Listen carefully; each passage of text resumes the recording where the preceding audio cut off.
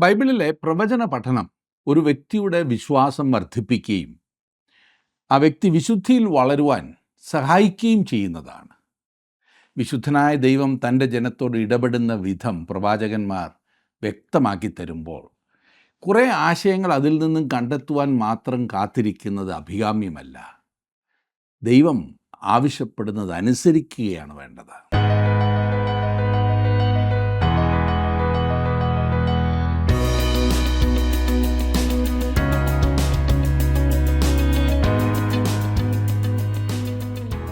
ജീവസന്ദേശം പ്രോഗ്രാമിലേക്ക് സ്വാഗതം. ദൈവം തൻ്റെ ജനത്തെ യഥാസ്ഥാനപ്പെടുത്തുമ്പോൾ ദേവാലയവും അതിലെ ആരാധനയും യഥാസ്ഥാനപ്പെടും. കാരണം ദൈവവചനത്തിൽ അവയുടെ വ്യവസ്ഥകൾ കൃത്യമായി രേഖപ്പെടുത്തിയിട്ടുണ്ട്. ഇസ്രയേലിൻ്റെ യഥാസ്ഥാപനത്തിലും അത് സംഭവിക്കും. ജീവനുള്ള ദൈവത്തിൻ്റെ സഭയാകുന്ന ദേവാലയത്തിൽ നടക്കേണ്ടത് എങ്ങനെയെന്ന് നീ അറിയണമെന്ന് വിശുദ്ധ പൗലോസും തിമോഥോസിനെഴുതിയ തൻ്റെ ലേഖനത്തിലൂടെ പുതിയ നിയമസഭയെ ഓർമ്മിപ്പിച്ചിരിക്കുന്നു. എസൽ പ്രവചനത്തിൻ്റെ 40 മുതൽ 48 വരെയുള്ള ഭാഗങ്ങളാണ് നമ്മൾ തുടർന്ന് ചിന്തിക്കുവാൻ പോകുന്നത്.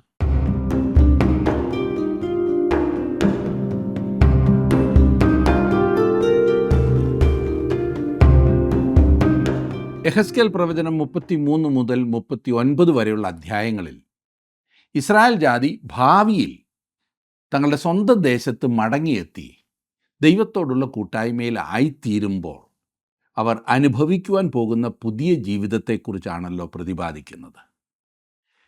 ഒരു കാര്യം പ്രത്യേകം ശ്രദ്ധിക്കണം, ഇപ്പോൾ ആ അവസ്ഥയിലല്ല അവർ എന്ന് ഞാൻ പല പ്രാവശ്യം പറഞ്ഞു. ഭാവിയിൽ ഇനിയും വരുവാനിരിക്കുന്നതേ ഉള്ളൂ.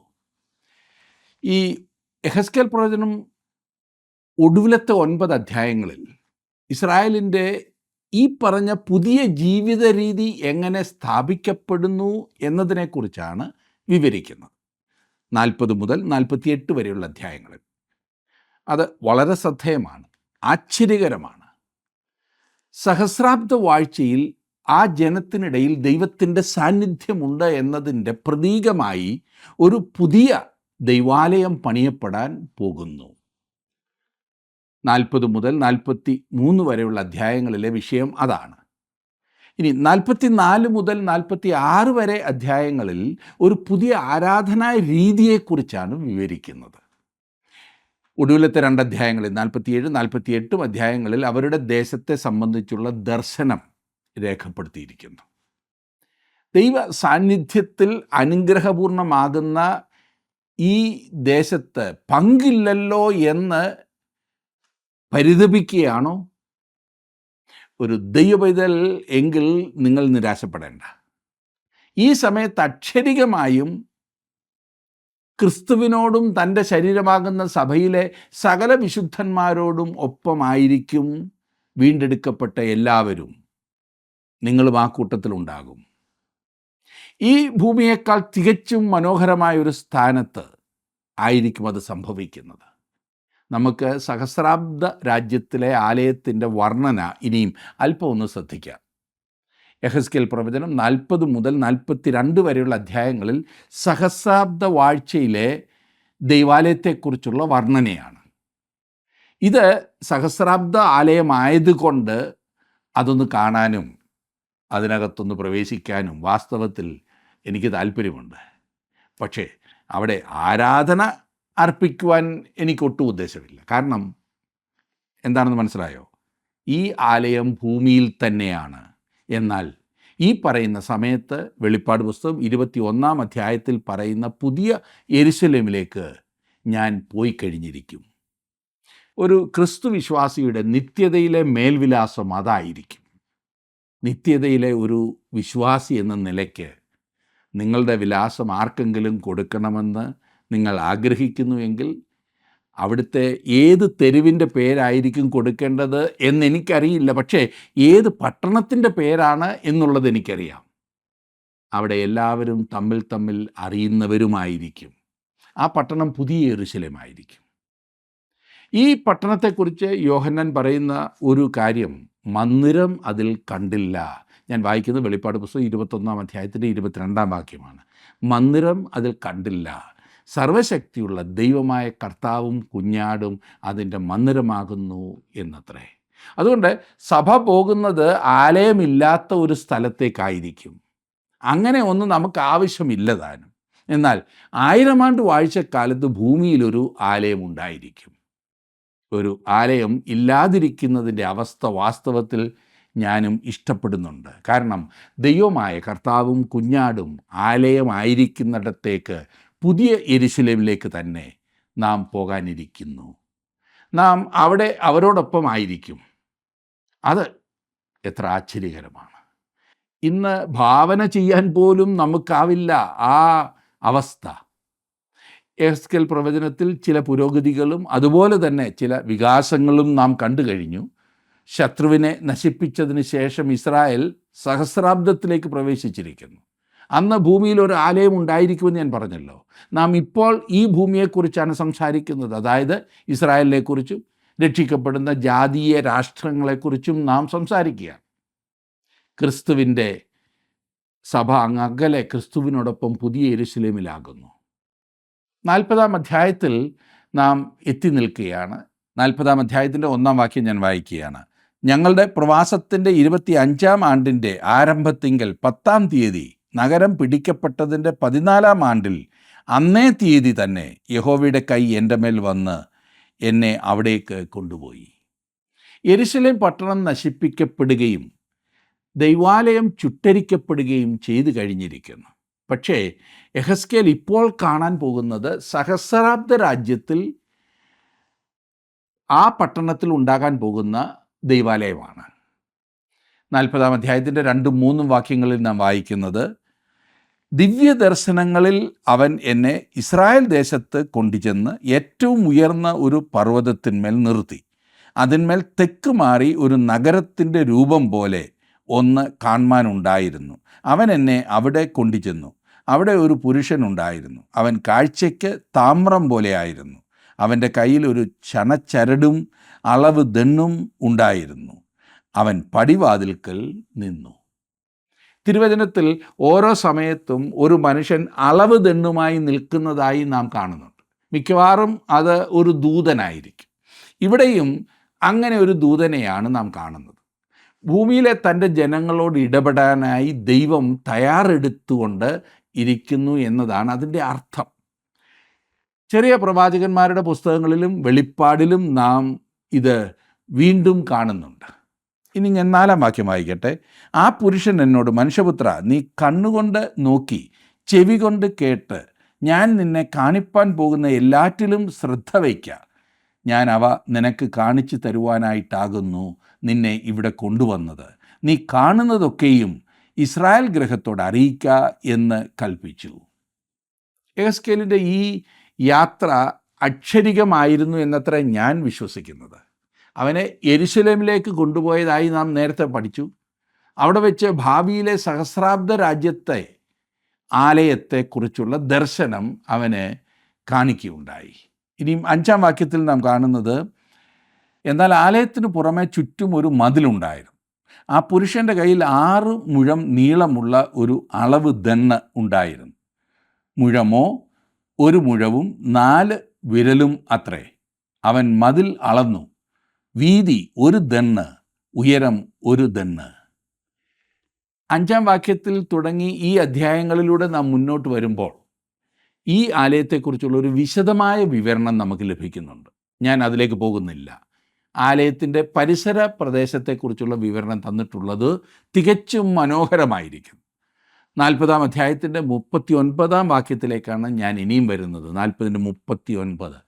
ഗോപുരത്തിൻ്റെ പൂമുഖത്ത് ഇപ്പുറത്ത് 2 മേശയും അപ്പുറത്ത് 2 മേശയും ഉണ്ടായിരുന്നു.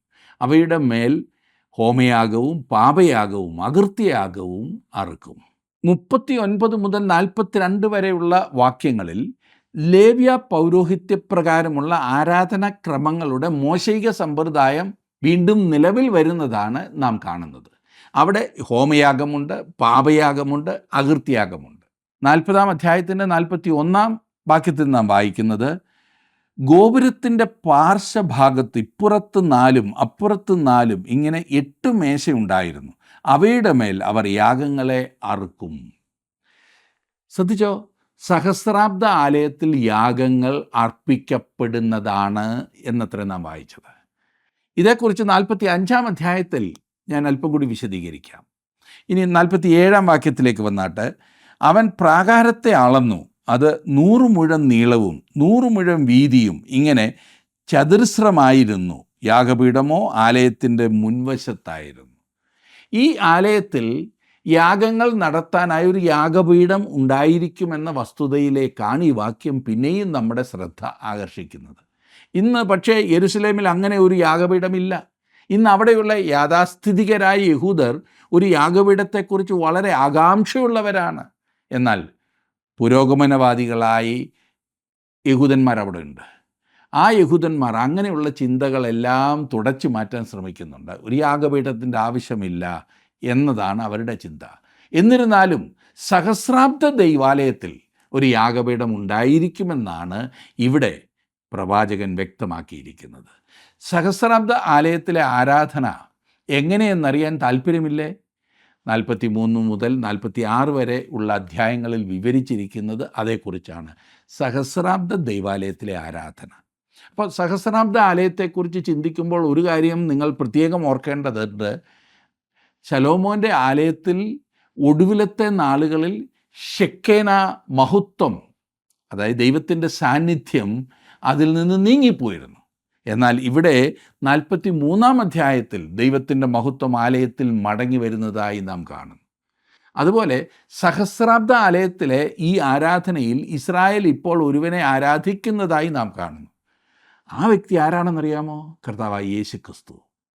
ഇനിയും 43-ാം അധ്യായം 1-2 വാക്യങ്ങളിൽ നാം വായിക്കുമ്പോൾ, അനന്തരം അവന് എന്നെ കിഴക്കോട്ടുള്ള ഗോപുരത്തിലേക്ക് തന്നെ കൊണ്ടുചെന്നു. അപ്പോൾ ഇസ്രായേലിൻ്റെ ദൈവത്തിൻ്റെ തേജസ് കിഴക്ക് വഴിയായി വന്നു. അതിൻ്റെ മുഴക്കം പെരുവെള്ളത്തിൻ്റെ ഇരച്ചിൽ പോലെയായിരുന്നു.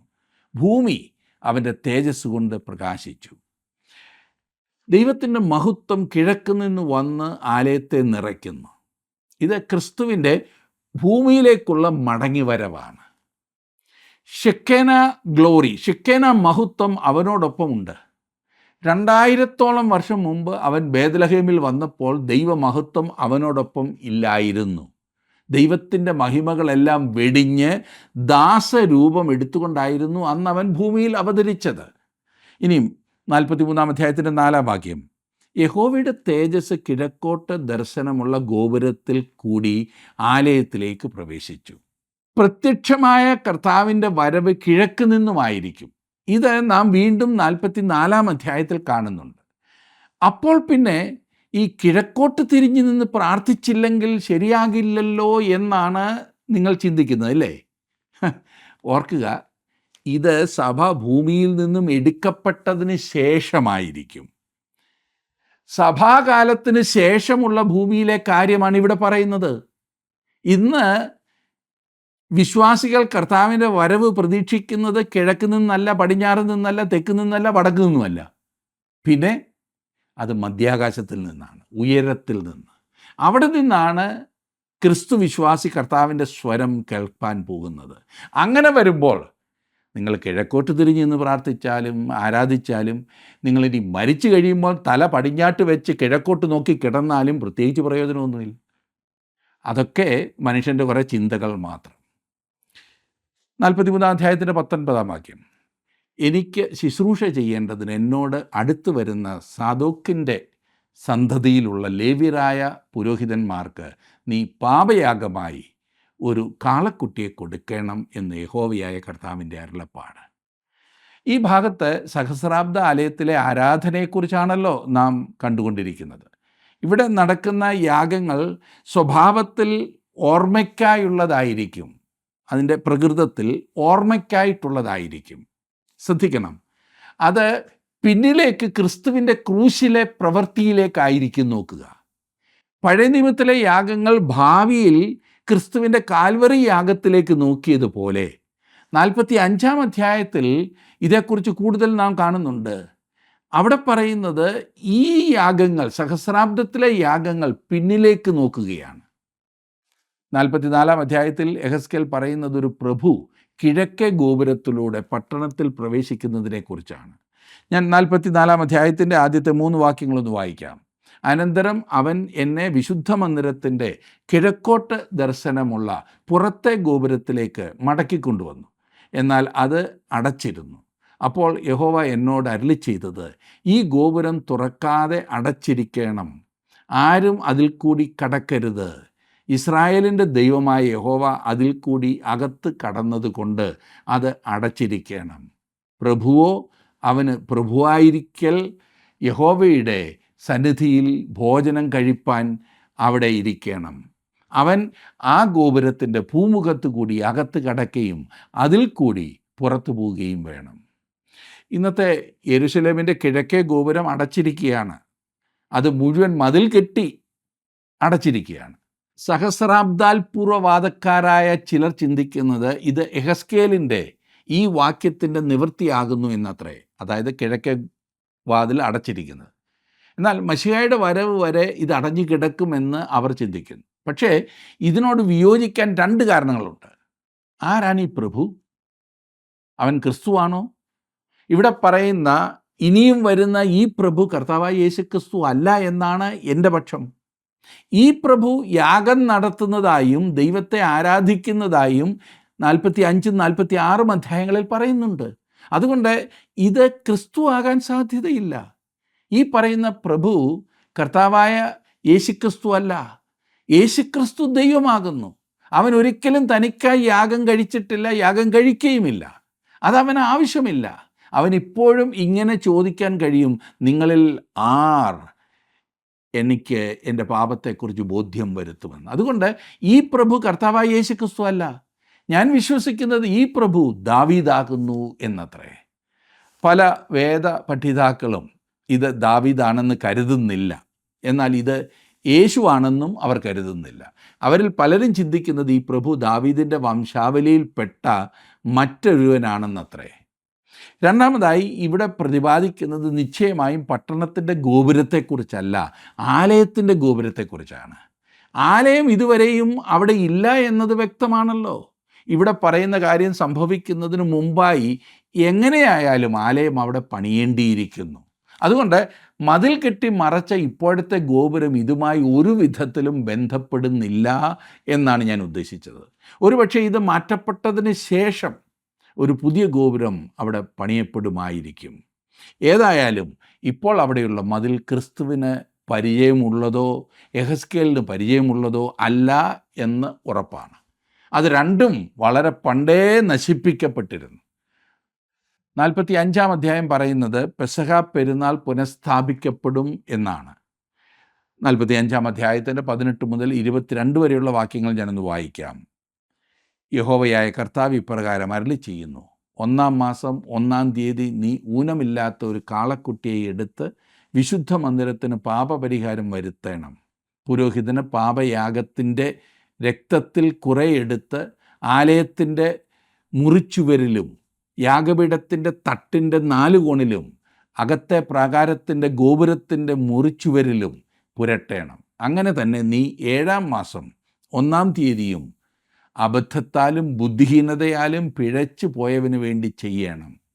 ഇങ്ങനെ നിങ്ങൾ ആലയത്തിന് പ്രായശ്ചിത്തം വരുത്തണം. 1-ാം മാസം 14-ാം തീയതി മുതൽ നിങ്ങൾ 7 ദിവസത്തേക്ക് പെസഹ പെരുന്നാൾ ആചരിച്ച് പുളിപ്പില്ലാത്ത അപ്പം തിന്നേണം.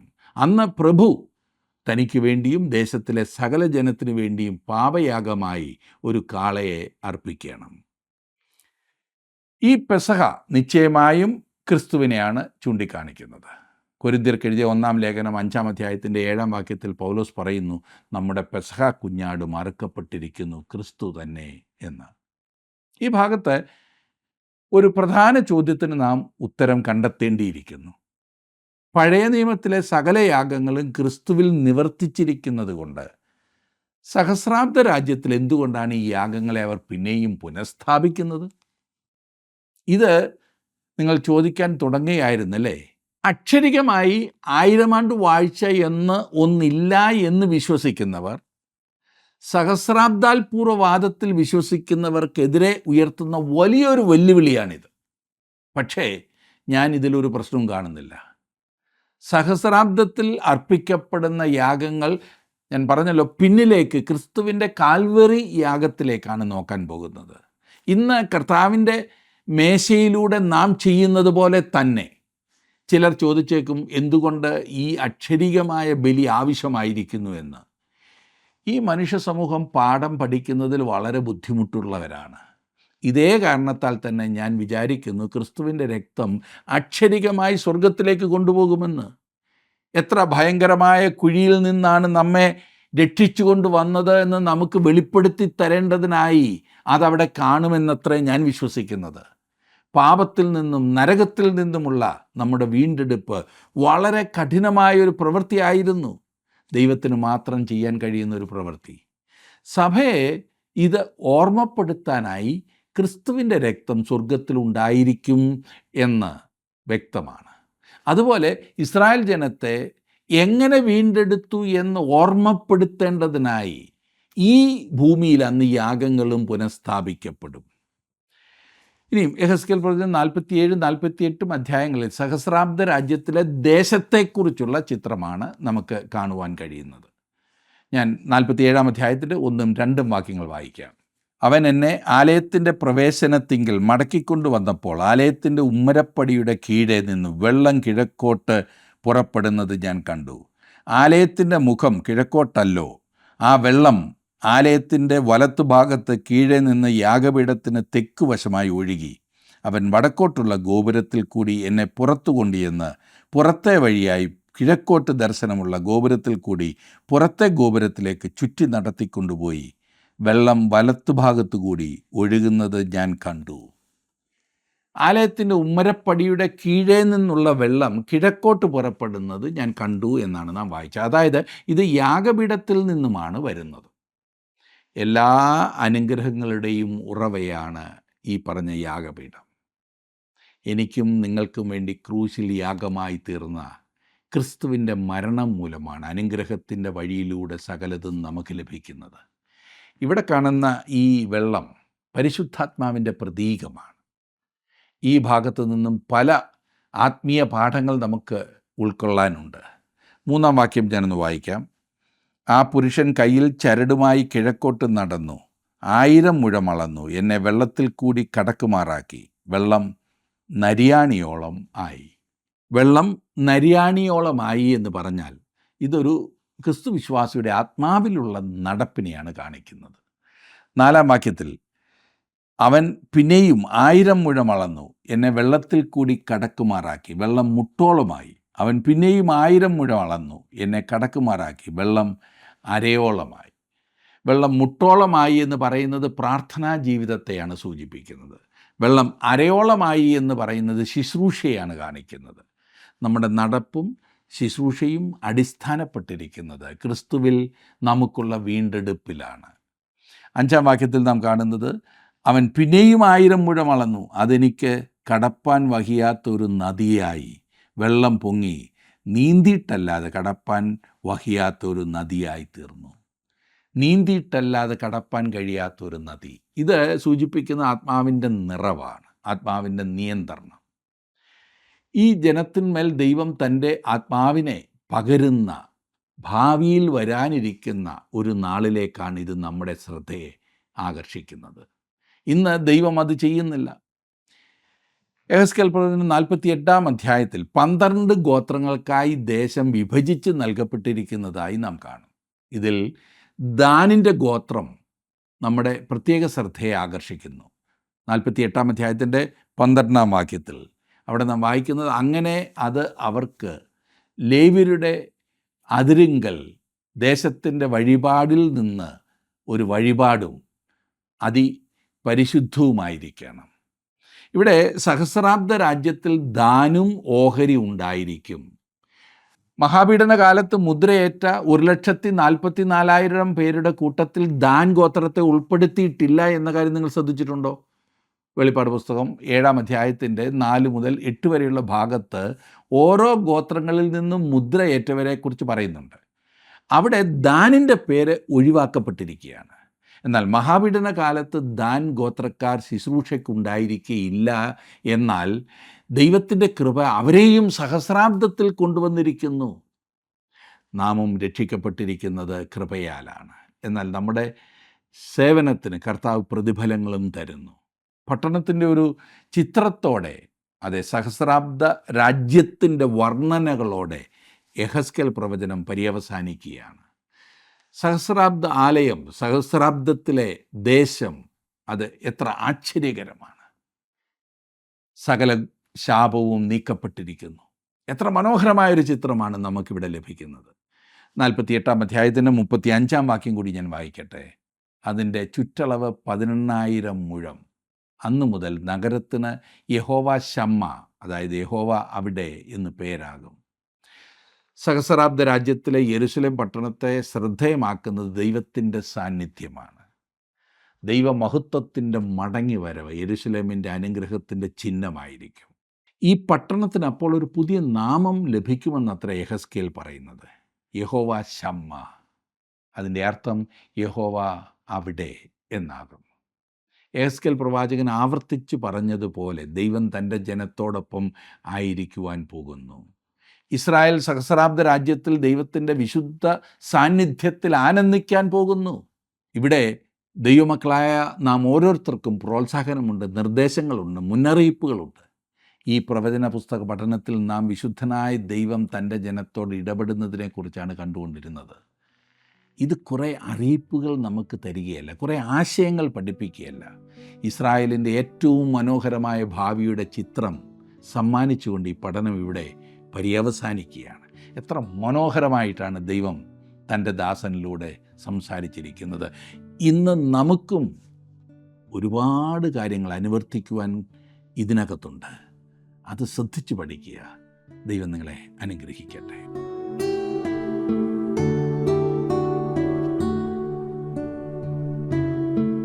ഉന്നതമായ ആത്മീയ അനുഭവങ്ങൾ കൂടെ നയിക്കപ്പെട്ട യെഹെസ്കേൽ പ്രവാചകൻ നമ്മെ നയിക്കുവാൻ ആഗ്രഹിക്കുന്നത് ദൈവം വസിക്കുന്ന ആ ഉയരങ്ങളിലേക്കാണ്. ദൈവം ഒരുക്കി വച്ചിരിക്കുന്ന ആത്മീയ അവകാശങ്ങളെ പ്രാപിക്കുവാനുള്ള ആഗ്രഹവും പ്രാർത്ഥനയും ഈ പഠനം മൂലം നമ്മിൽ ഉടലെടുക്കട്ടെ എന്ന് ഞങ്ങൾ പ്രാർത്ഥിക്കുന്നു.